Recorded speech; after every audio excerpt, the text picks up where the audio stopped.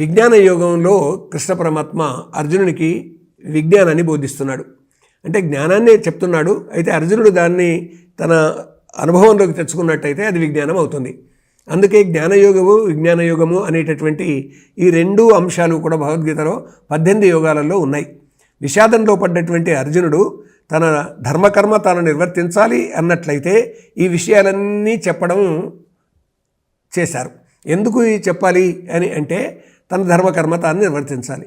అంటే ప్రపంచంలో ఏ మనిషి అయినా కానీ తాను ఈ పని చేయాలి అనేది ఒకటి బాధ్యత స్వీకరించిన తర్వాత ఆ బాధ్యత నుంచి పక్కకు తొలగినట్టయితే ఎవరైనా పెద్దలు నీ బాధ్యత నీవు నిర్వర్తించాలని చెప్పాలి. తల్లి చెప్పాలి, తండ్రి చెప్పాలి, గురువు చెప్పాలి, సమాజంలోని పెద్దలు చెప్పాలి, లేదా ప్రభుత్వం చెప్పాలి. లేదు బాధ్యతలు తప్పు చేసినట్టయితే శిక్షాస్మృతి చెప్పాలి, న్యాయదేవత చెప్పాలి.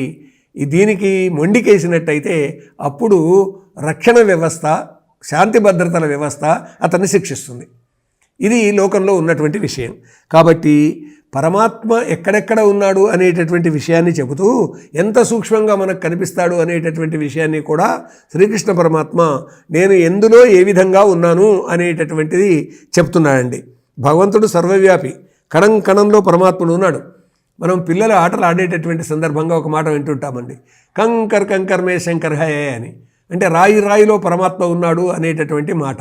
కాబట్టి ఆ విధంగా అనడానికి కారణము ఈ తత్వబోధ నుంచి వాళ్ళు నేర్చుకున్నటువంటి ఓ చిన్న నినాదం. అది తాను ఎక్కడెక్కడున్నాడో కృష్ణ పరమాత్మ ఏం చెప్తాడు అని అంటే అర్జునునితోటి రసోహమప్సు కౌంతేయ ప్రభాస్మి శశసూర్యయో ప్రణవ సర్వవేదేషు శబ్దఖే పౌరుషం ఋషు. అంటే ఎవరైనా మనం కూడా పరమాత్మ ఎక్కడున్నాడు అనేటటువంటిది ఇది విన్నవాళ్ళు వెంబడే నిర్ధారించుకోవచ్చండి ఎక్కడెక్కడున్నాడని. పార్థ ఉదకమునందు రుచినే చంద్రసూర్యులలో ప్రకాశము శృతుల ప్రణవము శబ్దమాకసమందు నరుల పౌరుషము. ఎంత బాగా ఉందో చూడండి.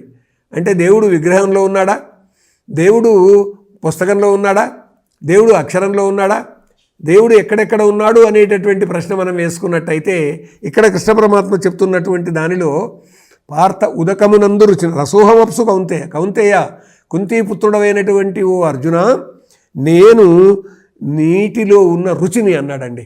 ఇక ఆలోచించండి. ఇప్పుడు ఈ నీటిలో ఉన్నటువంటి రుచిని నేను అని అన్నప్పుడు మనం రోజువారీగా నీళ్లు తెచ్చుకుంటున్నాం కదండి. ఉప్పు నీళ్ళు ఉంటాయి, మంచినీళ్ళు ఉంటాయి. మనం తెచ్చుకున్నటువంటి నీళ్లు మనం తాగడానికి యోగ్యంగా ఉన్నవి అంటే అవి రుచితో ఉన్నాయని అర్థం. కానీ నీళ్ళకేమీ రుచి ఉండదు, మన నాలుక ఏదో ఆ విధంగా భావిస్తుంది అని ఒకవేళ సైన్స్ చెప్పింది కాక. కానీ ఏ నీళ్లు మంచివి ఏ నీళ్లు పనికిరానివి అనేటటువంటిది మనం వెంబడి నిర్ణయిస్తాం. ఏ నీళ్లు తాగడానికి యోగ్యమైనయో ఆ యోగ్యమైనటువంటి నీళ్లలో ఉన్న రుచి నేను అన్నాడండి కృష్ణ పరమాత్మ. అంటే భగవంతుడు ఎక్కడ ఉన్నాడు, ఈశ్వర స్థానం ఏది అంటే రుచి, అంటే అభిరుచి కలిగించేటటువంటి రుచి. తర్వాత చంద్ర సూర్యులలో ప్రకాశము, చంద్రునిలోని వెన్నెల సూర్యునిలోని కాంతి ఏదైతే ఉన్నదో అది నేనే. అంటే ఇప్పుడు చూడండి, రాత్రింబవళ్ళు కలుగుతాయి. మనకు రాత్రిపూట నడవాలంటే వెన్నెల ఆధారం అవుతుంది, పగటిపూట మనకు సూర్యుని కాంతి ఆధారం అవుతుంది. పొద్దున్నే లేచిన తర్వాత సూర్యునికి ఒక దండం పెట్టుకొని ఆయన చూపించినటువంటి వెలుగు, ఆయన ప్రసరించినటువంటి కాంతి, అది ఉషోదయ కాంతి కావచ్చు, మధ్యాహ్నపు కాంతి కావచ్చు, లేదా ప్రదోషపు కాంతి కావచ్చు కాక, ఈ 3 సందర్భాలలో వచ్చేటటువంటి ఏ వెలుగు అయినా కానీ ఆ వెలుగే ఆ పరమాత్మ అని. ఆ వెలుగు లేకపోతే సూర్యుడిని మనం ఆరాధిస్తామా? అంటే మనం సూర్యునిలోని వెలుగుకు సంతోషిస్తున్నామండి. సూర్యుడు ఏ రూపంలో ఉన్నాడు అనేటటువంటిది కాదు ఇక్కడ, ఎలా ఉన్నాడు అనేది కాదు ఇక్కడ. నిజంగా ఎలా ఉన్నాడని దగ్గరికి పోదాము అని మనం ప్రయత్నం చేసినా పోలేమండి. కాబట్టి సూర్యునిలో ఉన్న కాంతి ఏదైతే ఉన్నదో ఆ కాంతి పరమేశ్వరుడు. అంతేకాకుండా చంద్రునిలో ఉన్నటువంటి వెన్నెల ఏదైతే ఉందో ఆ వెన్నెల పరమాత్మ. అంటే ఈ వెన్నెల ఏం చేస్తుంది? ఇవాళ మనం చూస్తూ ఉన్నటువంటి చెట్టు చేమ ఏదైతే ఉన్నదో ఏదైనా కానీ, అది తులసి చెట్టు కానీ, గులాబీ చెట్టు కానీ, బంతిపూల చెట్టు కానీ, మామిడికాయల చెట్టు కానీ, ఏదైనా కానిగాక ఆ చెట్టులోని ఔషధీ గుణం పెరగడానికి, పచ్చదనం పెరగడానికి, చెట్టు వికసించడానికి ఆధారభూతమైనటువంటిది వెన్నెల అండి. ఆ చెట్టులో పిండి పదార్థం నింపడానికి, శక్తి నింపడానికి ఆధారభూతమైనటువంటిది సూర్యుని కాంతి అండి. విజ్ఞాన శాస్త్రవేత్తలు చెప్పిన విషయం. కాబట్టి ఆ కాంతి కానీ ఆ వెన్నెల కానీ ఎవరు అంటే పరమాత్మ. అంటే ఇవాళ మనకు తిండి ఏదైతే దొరుకుతున్నదో ఏ చెట్టు నుంచి, అది వరి మొక్క కావచ్చు, లేకుంటే వంకాయ చెట్టు కావచ్చు, మనకు తిండికి ఆధారమైనటువంటిది. ఆ తిండికి ఆధారం కావడానికి మూలమైంది ఏది అని అంటే ఆ వెలుతురు, అంటే సూర్యుని యొక్క వెలుతురు, చంద్రుని యొక్క వెన్నెల. కాబట్టి చంద్రుని వెన్నెల, సూర్యుని వెలుతురు, ఈ రెండూ కూడా వెలుగు, ఈ రెండూ కూడా నేనే అన్నాడండి కృష్ణ పరమాత్మ. నేనే అంటే ఈశ్వరుడు, పరమేశ్వరుడు. అక్కడ చంద్ర సూర్యులలో ప్రకాశము, శృతుల ప్రణవము, నేను ఓంకారాన్ని అన్నాడండి కృష్ణ పరమాత్మ ఇక్కడ.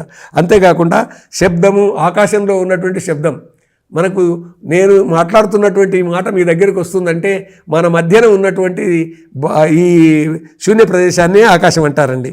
నరులలో పౌరుషమునే, కాబట్టి పౌరుషం, ఒక చీమని ఇట్లా టచ్ చేయండి, అది వెంబడే కుడుతుంది, దానికి పౌరుషం ఉంటుంది. కాబట్టి మానవుల్లో ఉన్న పౌరుషమైనటువంటి శక్తిని నేను అన్నాడండి. ఇప్పుడు గుర్తించండి, ఎక్కడెక్కడ పరమాత్మ ఉన్నాడు అనేది మనకు తెలిసిపోతుంది. ఆ పరమాత్మ స్థానాలు రుచి, కాంతి, ఓంకారం, శబ్దం, పౌరుషం అనేటటువంటివి నీళ్లల్లో ఉంది, చంద్రసూర్యుల్లో ఉంది, వేదంలో ఉంది, ఆకాశంలో ఉంది, మానవుల్లో ఉంది. కాబట్టి పరమాత్మ స్థానాలు ఇవన్నీ మనం గుర్తించినట్టయితే ఆ స్థానాలను భద్రపరచుకుంటాం, వాటిని కాపాడుకుంటాం. అలా కాపాడుకొని జీవిద్దాం.